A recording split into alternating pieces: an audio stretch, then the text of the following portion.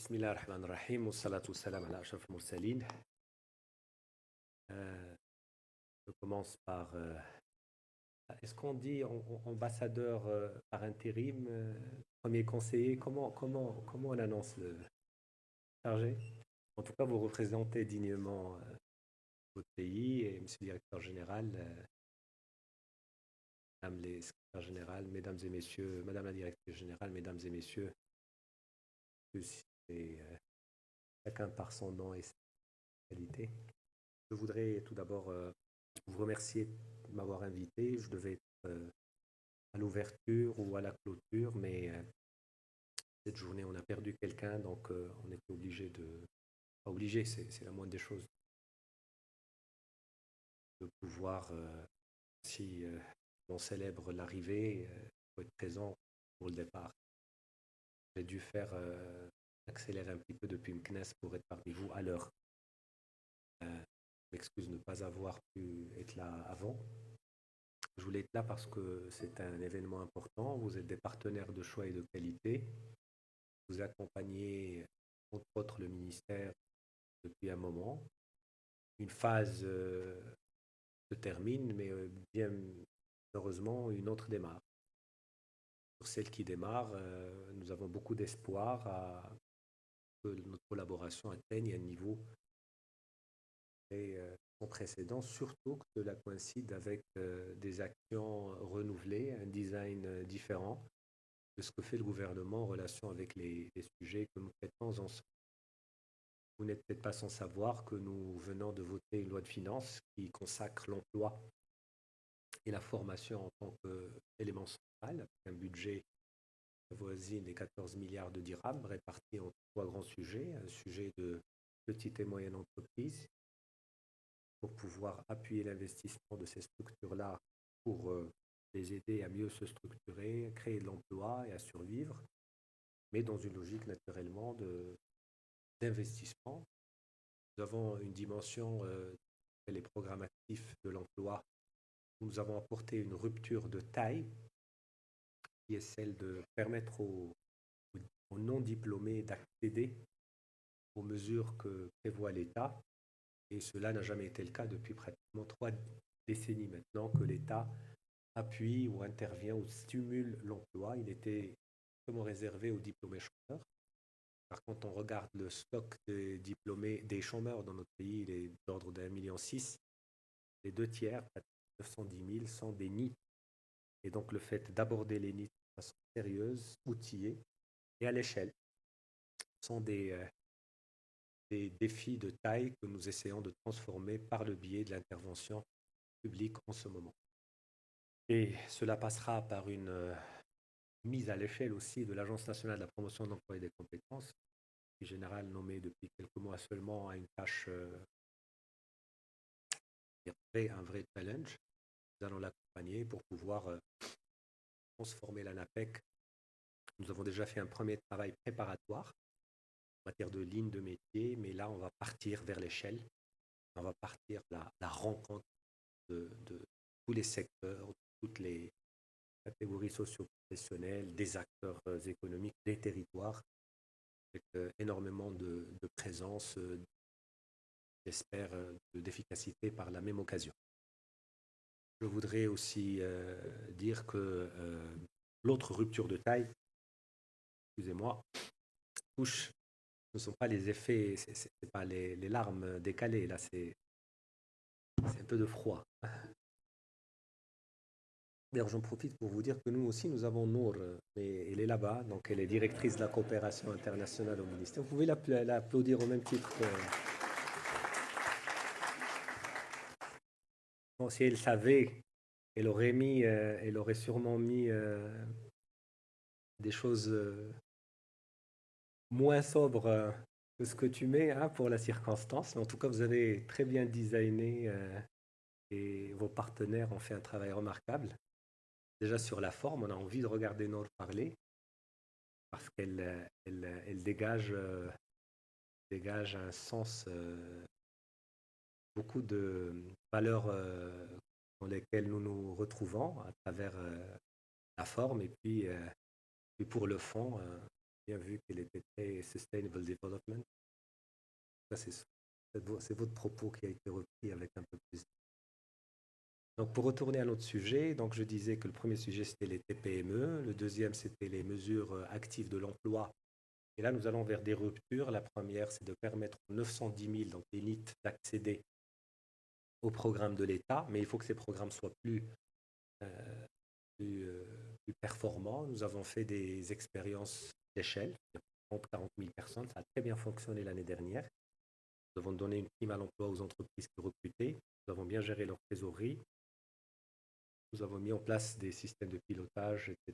Et ça a permis de recruter facilement 35 000 personnes en 4 mois. Le seul problème de ces entreprises, c'est leur capacité à former du monde. Et ils étaient un peu limités par cette capacité-là. Et la troisième rupture qui est de taille, c'est nous avons identifié un mode de formation qui s'appelle l'apprentissage, qui permet des taux d'insertion importants et qui est destiné aux gens qui ont connu le malheur de la déperdition scolaire, qui sont sortis pendant le collège et sans avoir le bac, sans avoir un diplôme. Donc là, c'est un autre pan de la formation professionnelle qu'on attaque. Nous étions globalement à 19-20 000.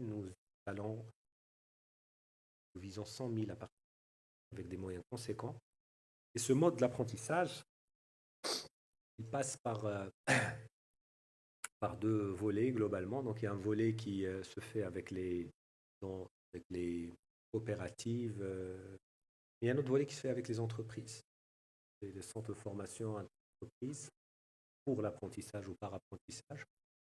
Et là, nous en avons une cinquantaine dans les secteurs comme le textile et le câblage notamment. Nous en avons aussi dans le secteur touristique, il y a dans la pêche, il y a dans l'agriculture. Donc nous allons faire deux opérations, une horizontale et une verticale. Donc l'horizontale, c'est pouvoir élargir le nombre de secteurs pour ne plus être sur 3-4 secteurs seulement. Et le vertical, c'est de pouvoir être sur un nombre plus important. Et le plus important pour ces populations, là c'est l'un des axes que vous abordez globalement, celui de l'inclusion, c'est de pouvoir s'assurer que pendant que l'on accompagne ces jeunes, ils ont les moyens de se prendre en charge. L'un des problèmes majeurs, c'est qu'ils n'arrivent pas à durer dans la formation parce qu'ils n'ont pas les moyens de se réveiller le matin, de prendre un bus ou de louer ou de... Et donc, le fait qu'ils travaillent, qu'ils soient payés pendant qu'ils sont formés, etc., et ça fonctionne très, très bien. Il suffit d'avoir un dispositif bien dosé pour le faire. Donc, c'est ce que nous avons ciblé. Après, le rôle des territoires est très important. Le choix des initiatives, la concentration des initiatives dans des projets visibles à fort impact, comme celui de notre ami Ibrahim, est fondamental. Je connais les statistiques, effectivement, dans les différentes régions en Belgique. Et le plein emploi est un sujet qui n'est pas facile. Il arrive forcément avec des difficultés de l'autre côté, comme vous l'avez souligné. Mais je pense que nous avons énormément de marge à explorer au Maroc en ayant un élargissement vers des secteurs qui jusque-là n'étaient pas considérés comme étant des secteurs pourvoyeurs d'emploi, des secteurs sociaux. Hier, j'ai été dans le conseil d'administration de la Fondation marocaine pour le préscolaire. Nous avons des objectifs importants, des centaines de milliers d'enfants. Et effectivement, derrière, il y a des emplois pour les éducatrices, pour les éducateurs et tout. Un certain nombre de métiers, en plus d'autres métiers, bien sûr, dans le secteur de la santé, qui aujourd'hui, les chiffres, ils explosent. La moitié des nouveaux inscrits dans la formation professionnelle au Maroc sont dans le secteur paramédical. J'ai inauguré un institut début d'année. Sur 240 places pédagogiques, il y avait 8000 demandes. C'est-à-dire, il y a énormément de demandes. Donc, il y a des secteurs où la demande est là, mais il faut avoir des profils qui font l'affaire.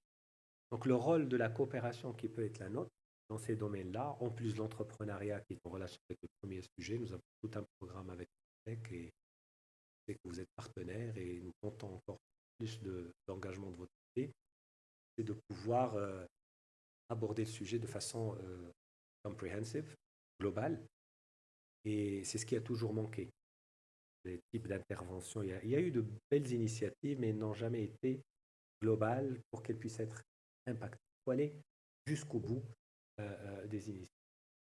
Je reste à ce niveau-là de mon intervention, parce qu'autrement, il va faire des heures à parler des programmes, de ce que nous pouvons faire et de comment on va corriger des asymétries d'expériences passées.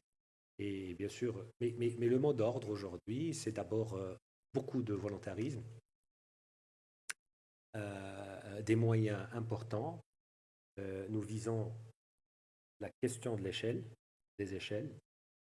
Si vous avez 900 000 personnes, il faut avoir des programmes qui traitent au moins 300 000 par an. Vous traitez 19 000 ou 20 000, vous arriverez dans 100 ans. Je veux dire. Et encore. Donc l'idée, c'est de... Alors, pour que ça fonctionne, il nous faut 3 types de partenariats revisités. Premier partenariat avec le secteur privé. Il y a énormément de moyens dans la RSE, mais ce n'est pas toujours utilisé à bon escient. Enfin, pas à bon escient, toujours utilisé à bon escient, mais pas toujours de façon efficace. Et cet argent-là, si on en fait les comptes, il peut régler beaucoup de problèmes, tout en respectant le principe de la CSR, bien sûr à condition que les acteurs privés l'intègrent comme étant un sujet qui fait partie de l'ADN de l'entreprise et pas seulement de l'esthétique. Je pense qu'il y en a beaucoup aujourd'hui qui ont cette conscience-là et qui se développent dans ce sens. Et nous donnerons le temps avec une proposition, bien sûr rien n'est obligatoire. Chaque entreprise est libre de ce qu'elle veut de son argent. Mais le give back, le fait d'être dans les chaînes de valeur sociale, peut se faire moyennant des méga initiatives qui permettent de canaliser les efforts. Donc, il y aura une offre dans ce. Deuxième partenaire de taille, c'est le tiers secteur. Et là, nous voyons qu'avec des expériences comme celle de scolaire, on arrive à organiser la société civile de façon à la professionnaliser et qu'on ne soit pas sur des projets fragmentés et à petite échelle qu'on ne peut plus malheureusement. On peut. Il y a beaucoup de témoignages très sympathiques. Ça marche. Dépasser 200 ou 300 personnes, ça marche. Donc, et nous, on a un retard à rattraper sur quelques sujets. Sur des sujets précurseurs, oui, les pilotes sont très intéressants parce qu'on découvrira ensemble. Mais sur d'autres sujets, il faut être en mesure d'avoir des champions qui vont gérer des milliers de personnes, des milliers de sujets. Et pour cela, il y a un effort que seul l'État peut faire ou peut faciliter. Et je pense que ça a été absent dans l'intervention publique globalement ces 30 dernières années. Donc nous allons essayer de faire ça, par exemple pour l'apprentissage. Si vous voulez traiter 100 000 personnes par an, vous n'allez plus le faire avec la somme des associations qui fonctionnent chacune dans son coin. Bien sûr, elles sont invitées à se regrouper dans un cadre précis. L'idée, c'est d'inclure ceux qui travaillent, pas de les exclure. Mais il faut être beaucoup plus professionnel, pouvoir délivrer la valeur et s'assurer de l'insertion des gens parce qu'on a des objectifs d'accountability en fin de. Troisième partenaire, c'est l'État lui-même. Parce que l'investissement public est un investissement qui demeure important, même si notre objectif, c'est de changer la tendance, mais il n'est pas toujours pourvoyeur d'emploi. Et donc les acheteurs dans le public n'ont pas toujours le souci immédiat de voir comment est-ce que le qui est dépensé permet de dégager des emplois, surtout quand on travaille dans les territoires. Et surtout, parce que la seule façon de faire équation, c'est cet investissement public. Quand il arrive dans des régions où l'investissement privé n'est pas forcément très fort, même si on essaye d'équilibrer les choses. Donc, c'est un sujet aussi qui nous interpelle et sur lequel nous travaillons pour pouvoir donner le mot d'ordre aussi par rapport aux acheteurs publics dont l'État, les collectivités territoriales et les démembrements de ces structures-là pour être en mesure de le faire. Donc l'intervention qui peut être commune, c'est une intervention autour de ces axes-là, qui font partie en plus de l'axe de la migration, sur lequel beaucoup de choses se sont faites avec une valeur ajoutée extrêmement importante et une expertise très spécifique. Le rôle de la diaspora est fondamental, parce qu'on peut, et vous avez entendu, on a tous entendu le dernier discours sur ce sujet, parce qu'il y a énormément d'expertise, mais il faut canaliser pour avoir l'impact nécessaire, les conditions nécessaires et le cadre nécessaire. Les autorités publiques travaillent sur ce sujet-là. Mais dans l'autre sens aussi, effectivement, il y a des projets très, très importants et je pense qu'on peut construire dessus pour pouvoir être encore une fois à l'échelle Et ce sont des conditions qui sont... Et puisque vous avez intégré la technologie et l'IA, je pense que c'est un sujet aussi qui permet de décomplexer l'inclusion, qui permet d'offrir des possibilités à des personnes qui ne sont pas obligées de respecter la convention, la sagesse conventionnelle, faire les études. Donc je pense qu'aussi qu'il y a des pistes à explorer. Donc concrètement, nous savons ce que nous voulons. Nous en parlerons plus en détail dans minimum 3-4 semaines, de façon très précise avec des objectifs, des types d'intervention, des réaménagements, des restructurations et surtout un déploiement sur le territoire. Donc ça, on va le faire. Et on a besoin que votre institution, comme d'autres, mais puisque je suis là et qu'on fait surtout les 25 ans, c'est énorme, ordinaire, avec un bilan très honorable, très respectable et avec un partenariat agréable qui se fait toujours dans le respect. Vous privilégiez toujours nos intérêts et on n'a pas ce sentiment quand on travaille avec vous en général, avec votre pays globalement et avec Enabel, qu'il y a autre chose. On est vraiment dans les sujets, à l'écoute et j'apprécie personnellement cela. Je vous le dis officiellement. C'est un sujet de fond, de respect mutuel, l'intérêt des gens, des territoires, des acteurs locaux, il est primordial. Terminer le bien décide et les autres critiquent. Ça ne marche pas comme ça. Et donc voilà, dernière chose, c'est que parallèlement à tout cet effort-là, nous sommes aussi sur un effort éminemment sociétal, qui est celui de permettre à la société de mieux s'organiser avec des droits comme le droit de la grève, un grand projet sur lequel nous sommes en train d'aboutir avec les acteurs qui sont politiques et sur lequel nous essayons de suivre une démarche un peu différente, fait jusque-là, en écoutant, en intégrant de façon honnête, authentique et sincère ce qui a été écouté, de façon à le matérialiser de façon utile dans un équilibre entre ceux qui travaillent, ceux qui emploient et les citoyens qui ont besoin que des services puissent se faire. Et cette nouvelle répartition des rôles que nous sommes en train de construire ensemble avec les acteurs, cette redistribution des interventions à travers cette loi organique que le Maroc a fondue depuis 62 ans, au-delà de la loi elle-même, c'est l'exercice qui devient intéressant parce qu'il nous apprend tous et ensemble à mieux se respecter, à mieux s'écouter et surtout à considérer les intérêts de ceux qui existent aujourd'hui, des générations futures qui n'ont pas le droit de voter aujourd'hui et pour lesquels nous devons aussi consacrer une partie de notre réflexion et ne pas réfléchir à l'instant T pour les gens qui vivent à l'instant T au détriment de ceux qui vivront. Mesdames et messieurs, je vous remercie. À très bientôt.